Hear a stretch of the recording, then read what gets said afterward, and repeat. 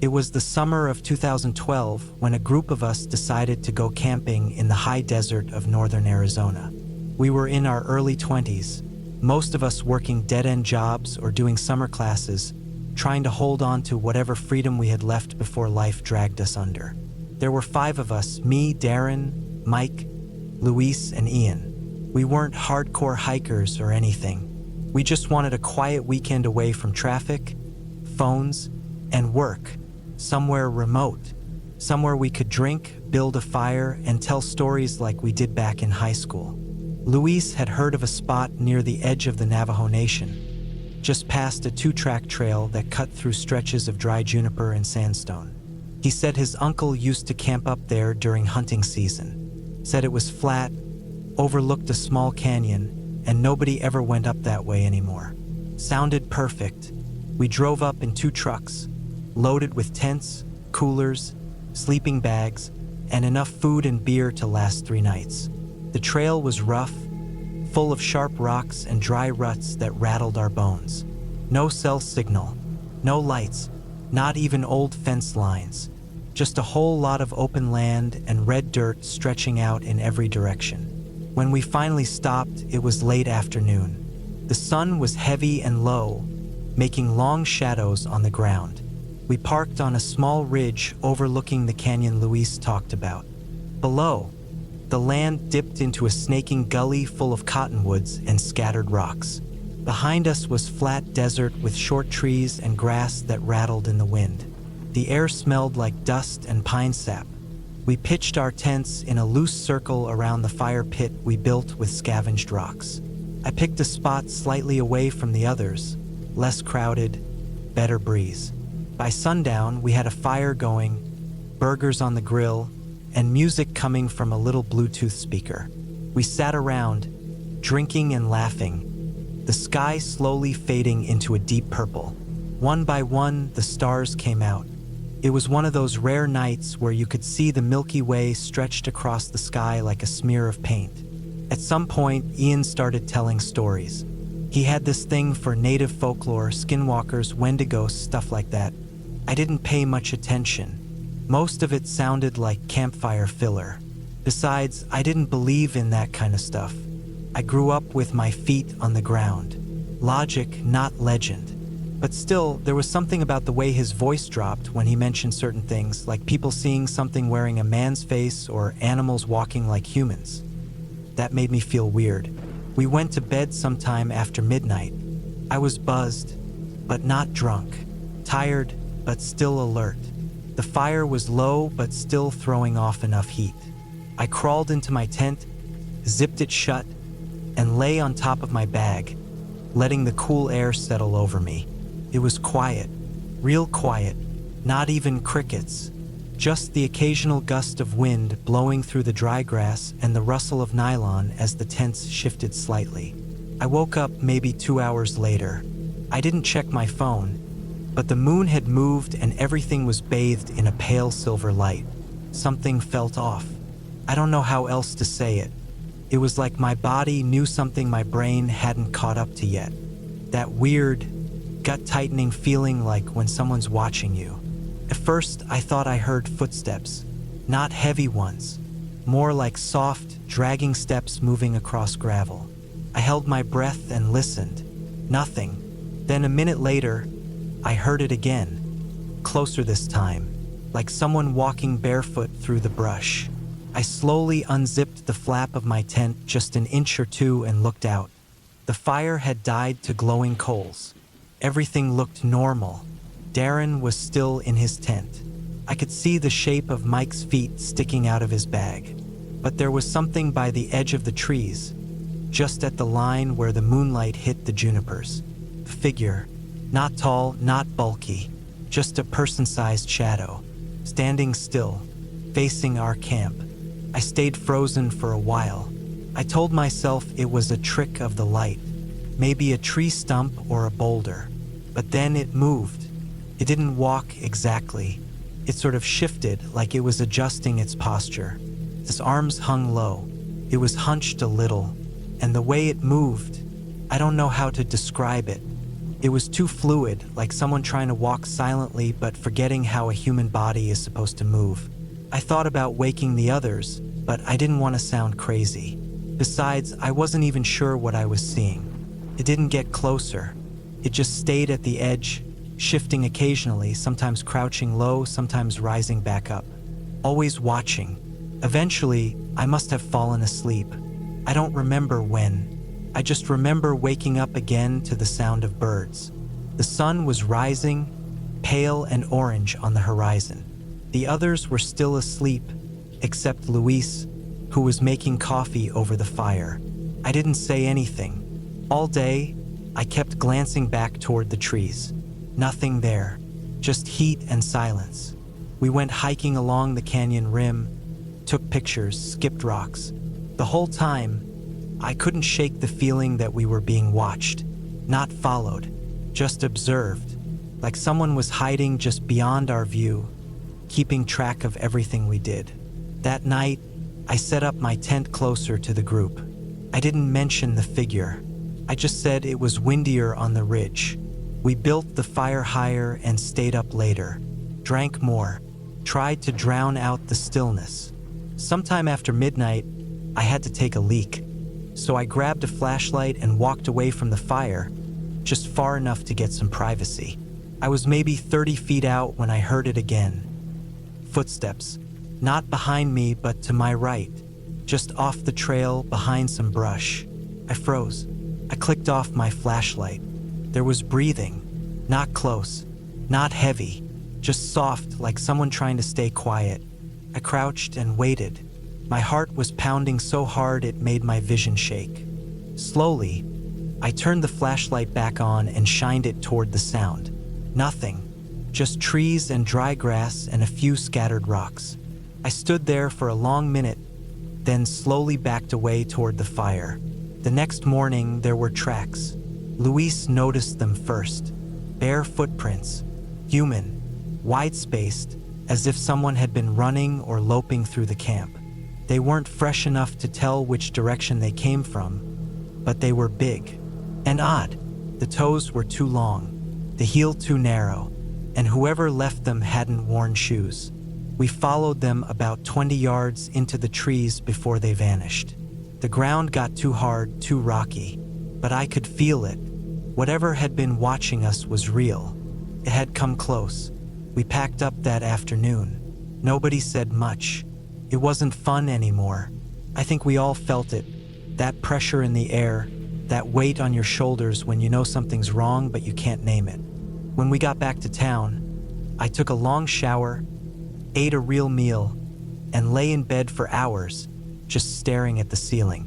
I didn't tell anyone what I saw until weeks later. And even then, I left things out. No one wants to sound crazy, but I know what I saw. It wasn't a ghost. It wasn't some shapeshifter or ancient legend. It was a man or something close enough. Someone who lived out there beyond the boundaries. Someone who watched from the trees. Who moved wrong. Who waited. I don't go camping much anymore. Not in places without fences. Not where the ground is quiet and the nights are too dark. And never near the Navajo line. Not again.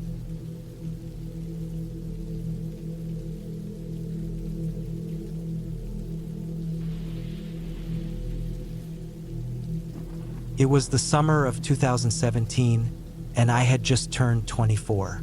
Life had been dragging me down for a while. Long work weeks, noise, people, constant stress.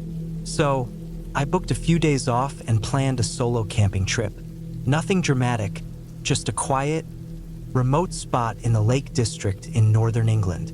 I camped there once with friends 2 years earlier, and I remembered it being peaceful. Rolling hills, trees, and long, empty trails that seemed to stretch on forever. This time I wanted to be completely alone. No friends, no phone reception, just me and nature. I picked a spot that was about a 45-minute hike from the nearest road. I parked the car at a small lay-by near a bend in the road, threw my rucksack over my shoulder, and started walking. It was late afternoon when I reached the spot. A gentle slope opened into a clearing surrounded by thin trees, with a view of the moors behind it. The nearest building was likely a shepherd's hut miles off, and I hadn't passed a single person on the trail. I pitched my small tent on a patch of flattened grass, laid out my sleeping bag inside, and set up a small fire pit. The air was cool, fresh, the kind that feels like it scrubs your lungs clean. Birds chirped lightly, the trees swayed softly, and everything just felt right. The first night passed quietly. I made some noodles, read a paperback novel by flashlight, and slept well. The second day, I went for a long walk up one of the nearby ridges. No paths, just navigating using the landmarks I remembered and a small compass clipped to my pack. I saw some deer at a distance, a fox darting through bracken, and a few hawks overhead. Felt good to move without rushing. That evening, as I returned to the tent, I noticed something odd, small, fresh footprints on the soft ground not far from my tent. They weren't mine. I was wearing heavy hiking boots, and these prints were narrower, lighter, almost like someone walking in cheap trainers. I told myself someone must have wandered through and kept going. There were trails nearby after all. Still, it made the hair on my neck stand up a little. I scanned the trees as the sun dipped lower but didn't see or hear anything unusual. I tried to shake it off. That night, I didn't sleep as soundly. Around 2 a.m., I woke up to the sound of twigs snapping outside the tent. Not just one or two, several. Something or someone was walking nearby. I stayed completely still, holding my breath. No animals I knew of walked slowly like that. Not with 2 feet. I waited, ears straining, heart pounding. After a minute or two, the steps faded, and all was quiet again. I told myself it was probably a badger or a deer. Eventually, I drifted back to sleep, though not fully relaxed. The next morning, I noticed more footprints. These were closer now, leading around the side of my tent, curving behind it. Still not mine. I looked around for any sign of a person. Nothing. No voices, no movement, no sign of life. I hadn't seen anyone in 2 days. There was a weird tension in the air that I couldn't shake. I ate a quick breakfast and decided to explore further, partly to see if I could spot anyone, partly to clear my head. I climbed another ridge, taking a wide loop through the woods. After about an hour, I saw something that made my stomach twist. Hanging on a branch about chest height was a plastic bag, a cheap white shopping bag. Inside, a pair of old trainers and a folded jacket. I stared at it for a while, then slowly backed away. It wasn't litter. Someone had put it there on purpose. I turned and made my way straight back to the camp. Not running, but not walking slow either. When I reached my tent, nothing had changed at first. But then I noticed something small and strange. The zipper on my tent wasn't closed all the way, just about 3 inches open. I always sealed it shut completely. Always. I looked inside. Nothing was missing, but the sleeping bag was unzipped. Again, something I would never leave like that.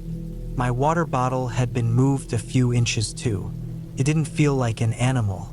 It felt like someone had entered while I was gone. I stood still for a long time, just watching the trees, scanning every inch of the clearing, trying to listen for breathing or movement. The silence was heavier now. I packed up fast. I didn't even bother cooking. I stuffed everything back into my rucksack, broke down the tent, and got ready to head back to the car.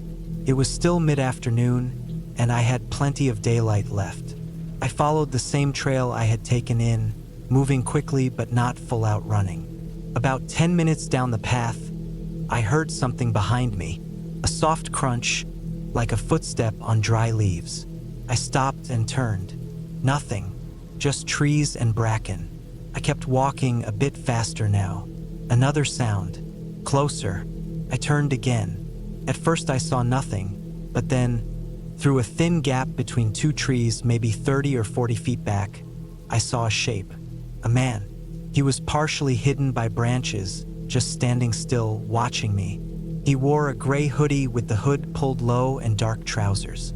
His hands were hanging by his sides. He didn't move. He didn't wave or speak or step forward.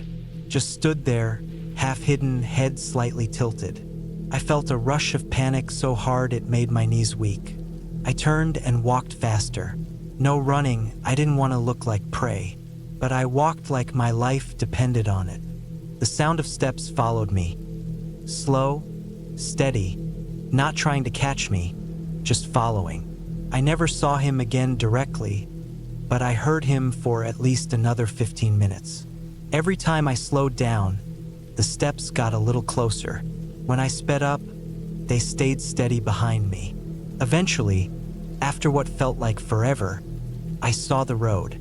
My car was parked just where I left it, empty and alone. I almost cried from relief. I didn't look back as I unlocked it, threw the bag into the passenger seat, and climbed in. I drove off fast, not caring if the tires skidded on the gravel. I drove straight to a pub in the next village, not stopping until I saw other people. I sat in the corner and just breathed for a while. Then I got a room at a nearby inn and locked the door tight. I didn't sleep much. I never reported it to the police. What would I say? A man followed me in the woods? No crime, no name, no face. But I know what I saw and I know what I felt. That man wasn't lost or wandering. He knew I was there. He had been watching me for more than a day, maybe since I arrived. He came close to my tent. He might have stood over me while I slept. And he was still following me when I left. I never went solo camping again, not even in daylight. I still camp sometimes, but always with a group and never without phone signal. That trip changed how I look at silence. It used to feel peaceful. Now, it makes me think about what might be hiding in it.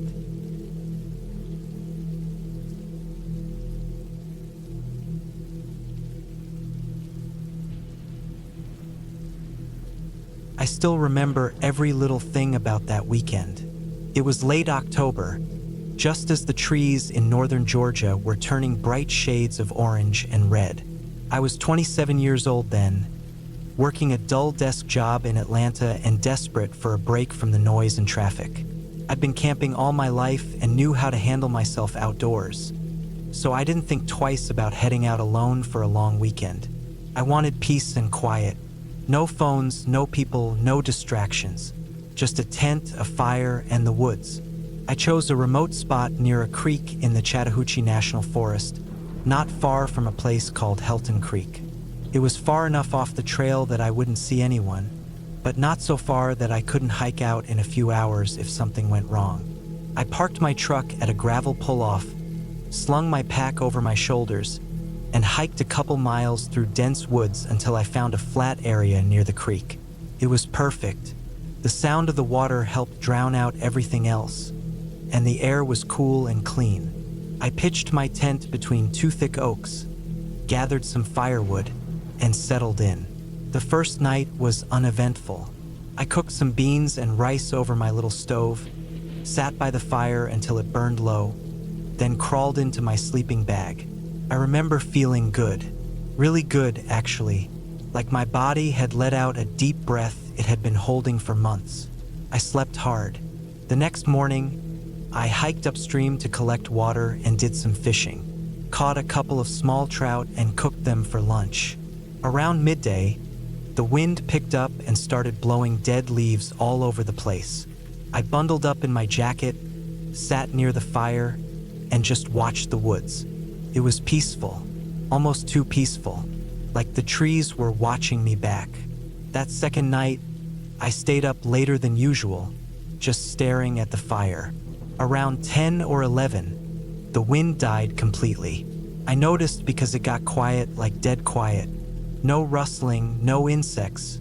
Not even the water seemed as loud. I sat there for a while, feeling like something was off. Eventually, I shook it off and went to bed. The weird thing is, I woke up around 3 in the morning for no reason. I was just wide awake, heart pounding in my chest. I lay there listening. That's when I thought I heard something out by the creek. It sounded like whispering. Not words exactly, more like the hushed sound of breath and rustling clothes. I told myself it was probably a raccoon or maybe a deer, but the sound didn't move like an animal. It stayed in one spot for too long. I stayed still, every muscle tense, trying not to breathe too loud. After about 5 minutes, the sound stopped. I didn't sleep the rest of the night. By morning, the normal sounds of the forest returned. Birds chirping, squirrels running through the leaves, the creek gurgling. I convinced myself I'd just imagined it. Maybe a dream, maybe the wind playing tricks on me. I made breakfast, packed a day bag, and decided to hike further up the ridge just to get some space and clear my head. I followed a faint game trail that curved up into a stretch of pines. As I climbed, I started seeing signs that someone else had been there recently. Boot prints in the mud, broken branches, even a cigarette butt. Nothing alarming, just signs that I wasn't as alone as I thought. I kept going until I reached a high overlook where I could see the creek valley below. I stayed up there for hours. It was quiet and still, and I started to feel more like myself again. But as I came back down late that afternoon, I noticed something strange near my campsite. A pile of stones, small, smooth creek rocks, stacked neatly in a circle beside my tent. I hadn't put them there. I would have noticed something like that. They weren't just tossed either. They were arranged carefully, almost like a tiny fire ring, but smaller, more like a marker. I stood there staring at it for a long time. I looked around, scanned the woods, listened. Nothing, just the breeze and the sound of water. I kicked the stones apart and sat down near the fire pit. My brain was racing, trying to come up with explanations. Maybe a prank? But I hadn't seen a single person since I got there. No cars, no voices, no distant barking dogs. Just woods. That night, I couldn't sleep. I lay in my bag, wide awake, clutching my knife and flashlight. I kept listening, waiting. Around 2 in the morning, I heard it again, the whispering. This time, it was closer, just outside the tent. My heart thumped so loud I thought whoever or whatever was out there would hear it. I held my breath. The whispering wasn't words. It was soft, like 2 people breathing into each other's ears. Slow, steady, never quite stopping. I didn't unzip the tent. Couldn't. I just waited, trying to convince myself that it was wind or water or some trick of acoustics. After what felt like forever, the sound faded. I stayed in that tent until daylight, barely moving. When morning came, I opened the tent and checked around. There were no footprints, no sign of anyone, but another stack of stones had appeared, this time just a foot away from my tent door. That was enough. I packed everything. I didn't eat, didn't drink. Just threw my gear into my pack, stomped out the fire, and left. I hiked fast, faster than I probably should have with the load I was carrying, but I didn't care. I just wanted out. Every step I took, I kept checking over my shoulder. I didn't hear anything, didn't see anything, but I felt something behind me the whole way. I made it back to my truck by early afternoon and didn't stop driving until I hit the outskirts of Atlanta. When I got home, I took a long shower, drank 2 bottles of water, and sat on the couch for hours, just staring at nothing. My body was safe, but my brain couldn't settle. Something had happened out there, something that didn't make sense. The next weekend, I checked forums and posts online to see if anyone else had experienced anything strange near Helton Creek. I didn't find much, just a few scattered comments from years ago. One guy mentioned finding weird markers near his camp. Another said he heard whispering and never went back. A woman posted about hearing someone walking circles around her tent at night, though she thought it was a bear. I never reported it. I didn't tell my family or my friends. They wouldn't understand. They'd tell me it was just in my head, that I imagined it. But I didn't. I haven't been camping alone since then. I still go out sometimes, but always with a group, always somewhere known. I don't go deep anymore, not into those woods. Not where it gets too quiet. not where people stack stones by your tent in the middle of the night and vanish without a sound. Sometimes I still hear that whispering when I can't sleep. And every now and then, when I close my eyes, I see the circle of stones. And I wonder what would have happened if I had stayed one more night. I don't plan to find out.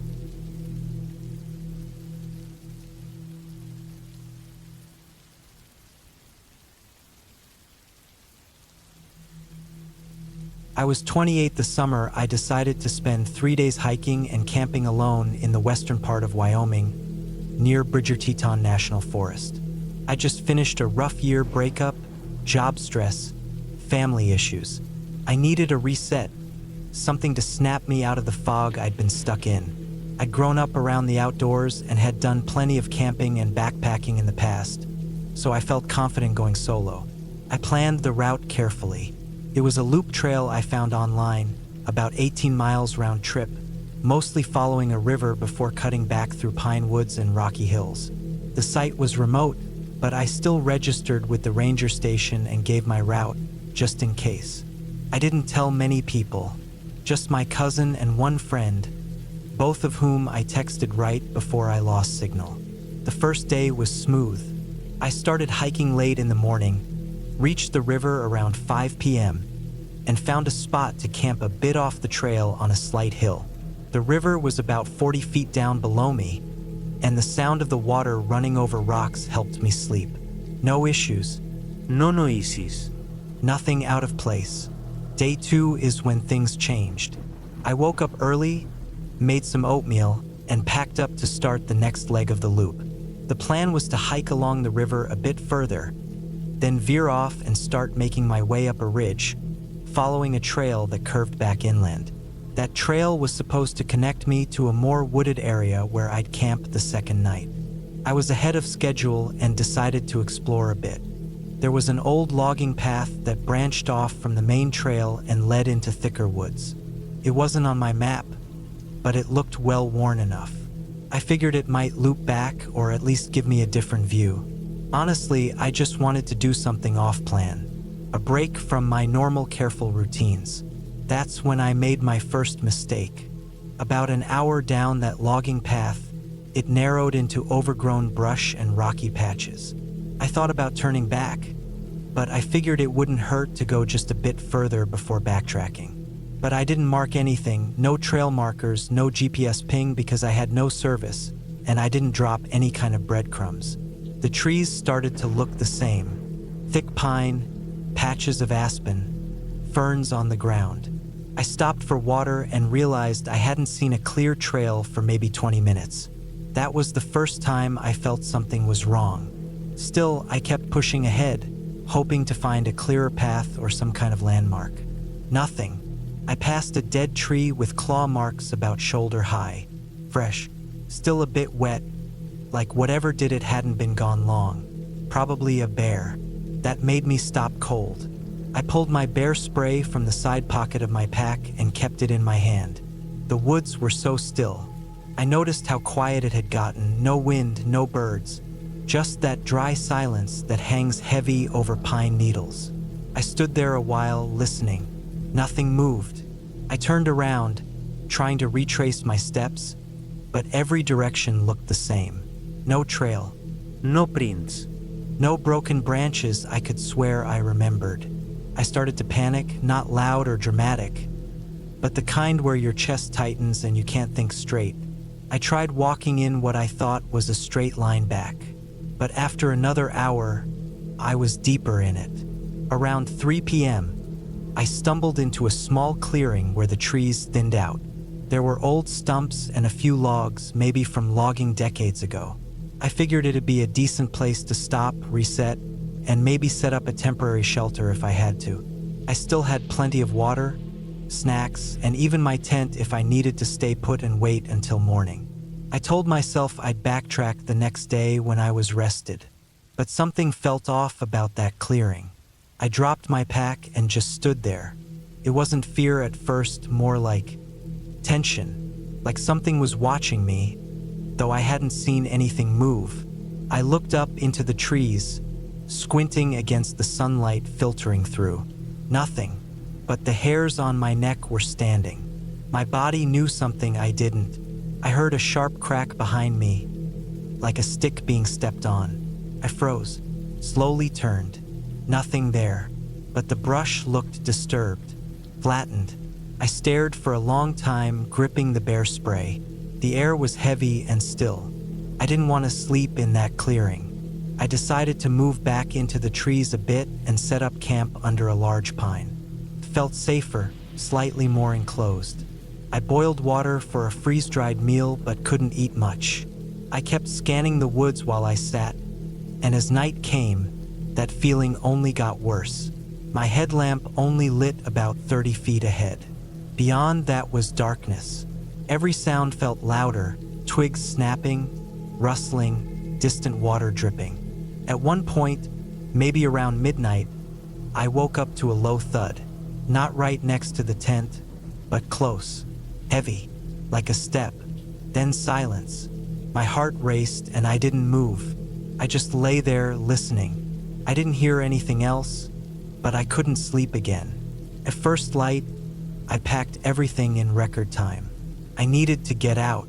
I tried heading northeast, hoping I'd cross my original path or even the river. But the terrain was uneven, and the more I pushed forward, the more I felt like I was walking in circles. Around 10 a.m., I came to a steep ravine, too deep to climb down easily. I had to follow the edge until I found a safer spot. That's when I saw it. On the other side of the ravine, maybe 50 feet away, something stood among the trees. Not a person, not a bear. It was tall, thin, dressed in dark clothes. Couldn't see a face, just the outline of a human figure, motionless. I ducked instinctively and crouched behind a bush. My pulse was pounding in my ears. Peeked again. The figure hadn't moved. But I noticed something strange. It wasn't looking around or hiking. It was just standing, still, in the same spot, like it had been there a while. Watching, I stayed crouched for maybe 10 minutes, hardly breathing. When I looked again, it was gone. That was enough for me. I started moving fast, not running but close. Every stick snap behind me made me jump. I didn't stop. By late afternoon, I finally hit a familiar slope. The trees changed shape slightly, less underbrush, more sunlight. I followed it and found the trail again, the real trail. Relief hit me so hard I almost cried. I hiked until dusk, finally made it back to the river where I had camped the first night. I didn't set up a tent, just rolled my sleeping bag out behind some rocks and stayed low. I didn't sleep well, but nothing came near. The next morning, I got up early and hiked straight back to the trailhead without stopping. When I reached the ranger station, there was no one there. Just a drop box and a couple of old posters on the wall. I signed out, got in my truck, and didn't look back. I never reported what I saw. What could I even say? A man standing in the woods? Could have been another hiker. But I know what I felt. That wasn't someone who got lost or stopped for a break. That was someone or something that knew the woods too well. That had been there longer than me. Watching. I haven't been camping alone since. I still hike, sometimes with friends, always with caution. I still think about that figure in the trees. Still wonder how close it had been the night before. Still wonder if it followed me. And still regret ever leaving the trail.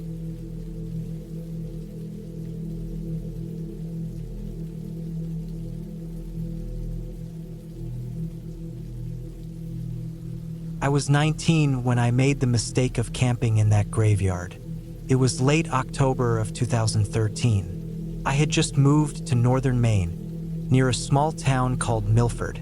I was renting a rundown room above an old general store while working part-time at a local lumber yard.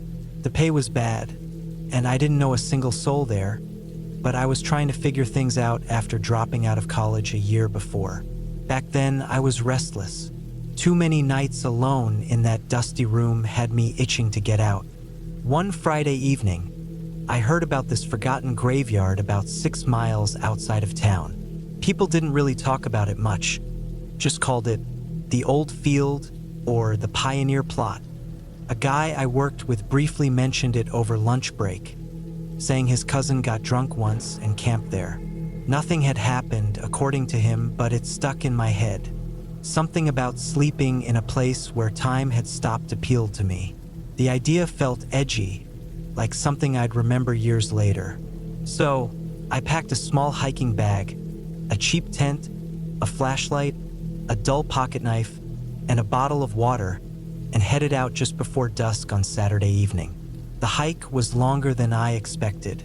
The overgrown trail leading to the cemetery wasn't marked, and I had to push through brush and wet leaves for at least an hour.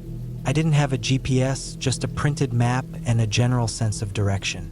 By the time I finally saw the rusted gate through the trees, the sun was already a pale orange smear on the horizon. The graveyard was smaller than I thought, maybe 24 headstones in total. Most of them were cracked or tilted, the writing worn down by decades of rain and wind. I remember one marker just had the initials JT with no dates at all. There was a low stone wall around the perimeter, mostly collapsed in spots.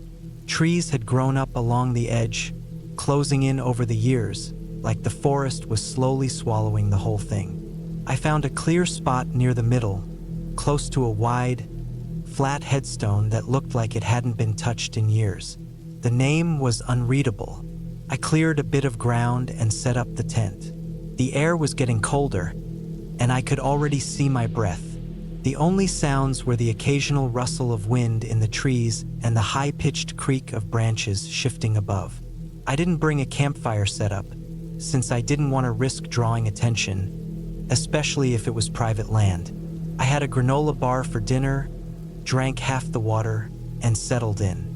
I left the tent flap unzipped for a while, just lying there with my hoodie pulled tight and staring up at the dark shapes of tree limbs overhead. I remember thinking it was peaceful, quiet in a way you don't really get anywhere else. That feeling didn't last. Somewhere around 10 or 11, I started to feel watched. I know how that sounds, but it wasn't just nerves.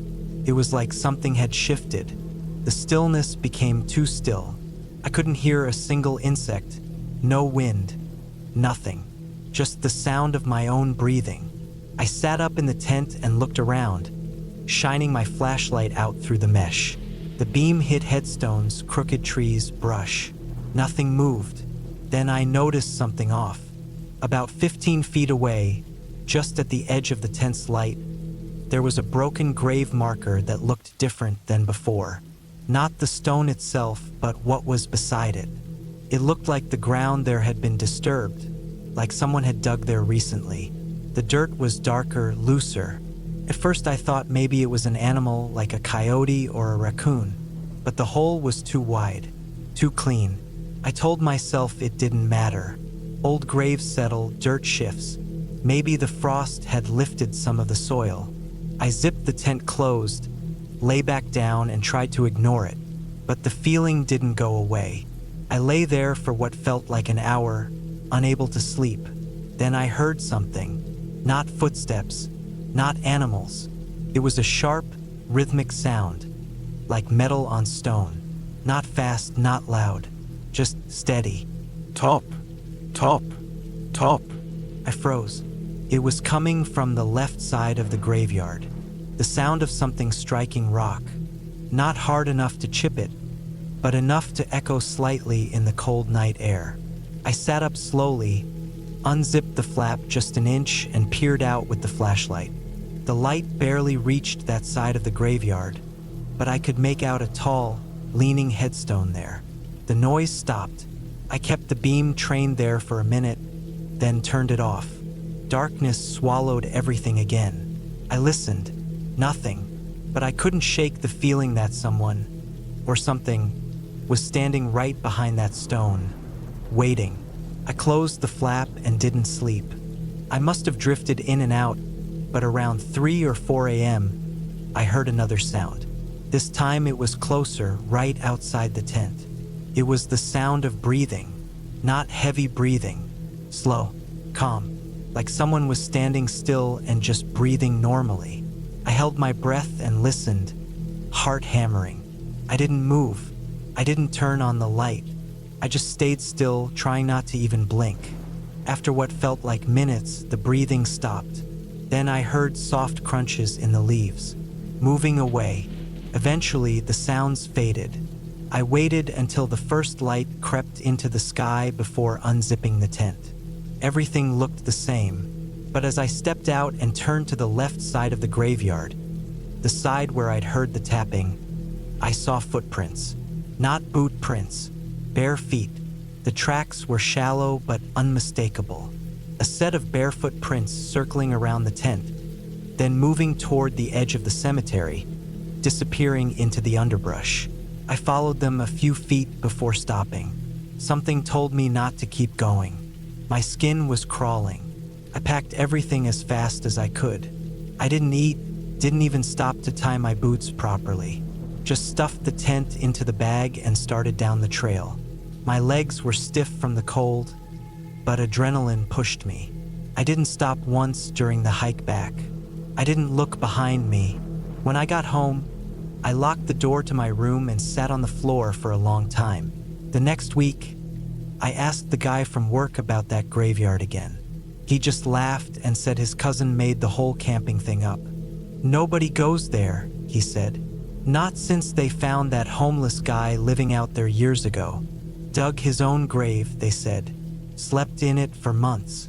Then he just vanished. I never asked again, and I never went back.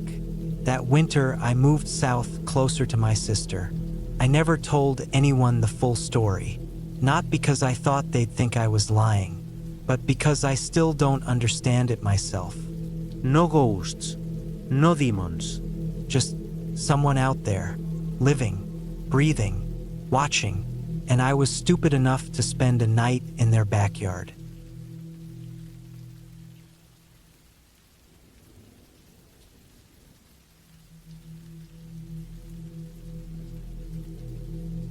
I was 23 when I decided to go on a solo camping trip in the Washita National Forest in Arkansas. This was back in the fall of 2017, early October. I was working as a freelance photographer at the time and had taken a few days off to reset and clear my head. The whole point of the trip was to disconnect. No phone, no laptop, no contact with the outside world. Just me, my backpack, my camera, and the woods. I parked my car off a Forest Service road and hiked in about 6 miles. Far enough from the road to feel alone, but not completely off the map. The trail I followed wasn't marked very well, but I had a topographic map and compass. I'd done this sort of thing before. I wasn't an expert survivalist, but I knew how to take care of myself. That first day was uneventful. I found a flat clearing near a slow-moving creek, set up my tent, hung my food, and gathered some firewood. The air smelled like damp leaves and pine, and it was quiet, almost too quiet. I didn't think much of it at the time. I chalked it up to the stillness of the forest. Sometimes it just feels that way. After dinner, just a freeze-dried pouch of chili. I sat by the fire until the sun dipped behind the ridge. The woods got dark fast, and once the fire died down, I climbed into my sleeping bag and drifted off to the sounds of insects and running water. Sometime in the middle of the night, I woke up. I don't know why. There wasn't a sound that snapped me out of sleep, at least none that I could remember. I was just suddenly aware, like something had changed. I laid there in my bag, completely still, listening. The insects had stopped. No chirping, no buzzing, no distant owl. Just silence. There's something about silence in the woods that isn't peaceful. It's heavy, like the trees are holding their breath. That's the best way I can describe it. I strained to hear something, anything, but the only sound I caught was my own heartbeat, loud in my ears. Then I heard it, a slow, dry crack, like a stick snapping under pressure. It wasn't close, maybe 50 or 60 feet away, off in the trees to the north. First, I thought it might be a deer, then another snap closer. Too deliberate for an animal, too heavy. I laid there, not moving a muscle. My heart was pounding hard now. Another step, slower this time, like someone trying not to be heard but failing. I reached for my flashlight and gripped it tight but didn't turn it on. Part of me wanted to yell or make noise to scare off whatever it was, but I didn't know if that was a good idea. I didn't even know what I was dealing with. After maybe 10 minutes, the steps stopped. Just silence again. I waited, trying to keep my breathing low. I don't know how long I stayed awake like that. Could have been an hour, could have been 3. But eventually, exhaustion won, and I must have dozed off with the flashlight still in my hand. The next morning, everything looked normal. Nothing out of place. The forest was noisy again. Birds, squirrels, bugs, like whatever happened the night before never happened. I checked around my tent but didn't see any tracks. The ground was hard-packed with leaves, and nothing seemed disturbed. I tried to shrug it off and told myself it was just a deer, a big one, maybe an armadillo. I tried to laugh about it, but I didn't really believe that. I decided to stay one more night. I don't know why. Pride maybe, or stupidity. I just didn't want to leave early over something I couldn't explain. I went about my day as normal. Took pictures, made coffee, gathered more wood. But I couldn't shake the feeling that I wasn't alone, that I was being watched. I kept catching movement in the corners of my eyes, and once I swore I saw a figure on the ridge above camp. I hiked up there and looked around, but found nothing. That night, I didn't build a fire. I didn't want to draw attention. I ate in silence, brushed my teeth with my headlamp off, and zipped myself in tight. I kept my knife next to me, blade open, and my flashlight under my pillow. Around 2 or 3 a.m., I woke up again, not to silence this time, to breathing. Heavy, slow, raspy breathing. Not animal breathing, not snorting or sniffing. Human, right outside the tent, no more than 3 feet away from my head. I froze. My skin went cold. I couldn't tell if I was awake or dreaming, but the breathing continued. Out, out. It moved from one side of the tent to the other. Slow steps, crunching leaves, and then the softest sound, a zipper being touched.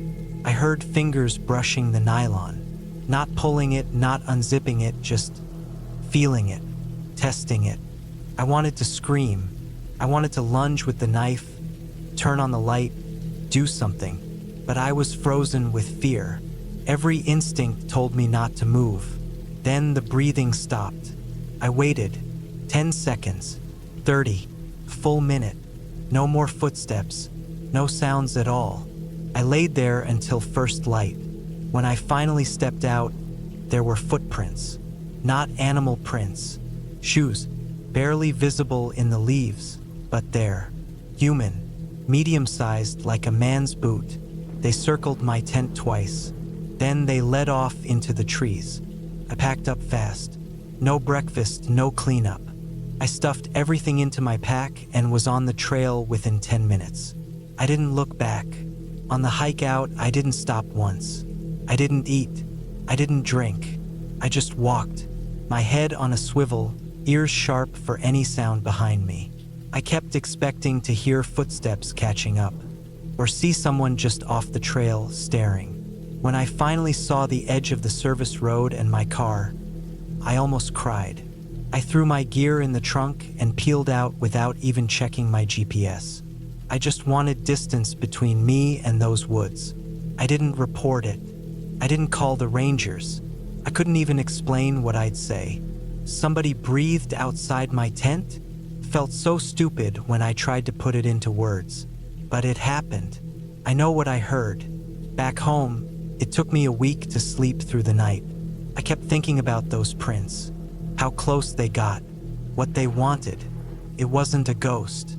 It wasn't a cryptid. It was a person, a real person, alone with me in the woods, in the middle of the night, touching the fabric of my tent. And they didn't say a word. I still go camping now and then, but never alone. Not anymore.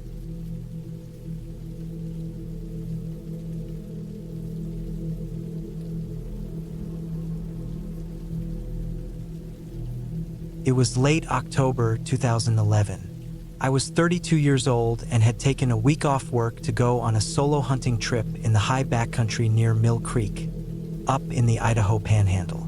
I'd hunted the area a couple of times before with my uncle years ago, but this was the first time I'd be up there alone. The plan was to track elk for a few days and maybe bring down a buck if I saw a good one. I liked the cold air, the silence, and the sense of being small in a place that didn't care whether I came or went. I parked my truck at the trailhead, a rough patch of dirt barely wide enough for two vehicles to squeeze past, and hiked in 5 miles to a spot my uncle and I used to call the Ridge. It overlooked a narrow valley where elk sometimes moved through at dawn and dusk. The ridge wasn't anything special to look at, just a flattened knoll with a decent view, but it was far from everything and quiet enough that you could hear a pine cone drop from a tree 2 hills away. I brought my old .308 Winchester, 2 knives, my pack with 3 days worth of dehydrated meals, and my small canvas tent. Nights were dropping to the mid-20s, but I had my thermals, a thick sleeping bag, and a decent fire ring I had built years ago. I set up camp just before sundown on the first day. The wind came down through the trees in slow, steady gusts, and the woods felt calm, almost too calm. That first night passed like most. I heard coyotes far off and the snap of branches from deer moving through. Around 3 a.m., something large moved near my tent. I sat up, heart pounding, rifle in hand, and listened. Heavy steps crunched through the forest floor. Whatever it was, maybe a moose or a bear, circled the area for several minutes before moving off downhill. It never came too close, but I didn't sleep much after that. The next morning, I woke early and glassed the valley. Nothing. No tracks, no signs. Even the usual squirrels and jays were quiet. I hiked out about a mile west, toward a meadow I remembered, to look for fresh sign. Again, nothing. No scat, no tracks, no broken twigs. It was like the woods were holding their breath. The only thing I found was an old elk skeleton. Bleached bones in a tight pile like it had dropped dead and no one ever disturbed it. On the second night, the wind shifted. It came up from the valley, bringing with it the scent of wet moss and decay. Around midnight, I heard something again. It wasn't a bear. Bears grunt. This was silent except for its steps. Deliberate. Slow. I laid in my bag, holding my rifle across my chest. The thing stopped near my tent, close enough that I could hear its breathing, low, controlled, steady. Then it just walked away. That next morning, I found prints. They weren't boot tracks. They were wide, with deep heel impressions and splayed toes. Barefoot, but not human. The stride was too long, too heavy. Whatever it was walked around my camp in a slow circle. I stared at those prints for a long time, my breath visible in the cold morning air. Something about them made my skin crawl. Felt wrong to be up there, but I stayed. I told myself it was probably a moose that stepped just right to smear the tracks, or a bear with an injury. I cleaned up camp, packed everything into my tent, and went scouting again. I hiked north this time, deeper into the trees, and found an old game trail that led to a narrow clearing. Something had moved through there recently. Broken branches, fresh scrapes on a pine trunk, but I didn't like the feel of the place. It was too quiet. No wind. No birds. Even the air tasted stale. I turned around and started heading back. That's when I heard it. Twigs snapping behind me. Slow, in rhythm with my steps. I stopped. It stopped. I walked faster. It walked faster. I didn't look back. I just moved, eyes forward, rifle ready. My heart pounding so loud I could barely hear anything else. I didn't run. I knew better than to run in those woods unless you absolutely had to, but I came damn close. When I reached my tent, the prints were back. Fresh ones, deeper, closer to the entrance this time. I checked inside. Nothing. My gear was untouched, but I could feel that it had been there, watching. I didn't sleep that night, I sat up with my rifle in my lap, the fire low, eyes on the darkness beyond the ring of flame. I saw nothing, heard nothing, but I didn't feel alone. By the fourth morning, my nerves were shot. I decided to pack out. No elk was worth this. I stuffed everything into my pack and started hiking back down toward the trailhead. I made it about halfway before I noticed the smell. Rotting meat, thick like old blood in the sun. I stopped and looked around. To my left, downhill, about 30 yards off the trail, something hung from a tree. It was a mule deer, gutted and stripped of skin, but it wasn't eaten. This meat was still there, untouched, and it was hung carefully with vines. Not rope, vines. Its head was twisted at an unnatural angle, and its eyes were missing. The worst part? The thing was fresh, maybe a few hours old, and I hadn't heard a single thing all night. I kept moving, faster now, rifle up, my breath short and shallow. I felt watched. I kept expecting something to rush me from the trees. My legs burned, my knees ached, but I didn't stop. Not once. I reached the truck just after noon. I unlocked it, threw my gear in the bed without tying it down, and drove out fast. Didn't even stop to check the map. I didn't care. I just wanted out. That road had never felt so long. I didn't tell anyone at first.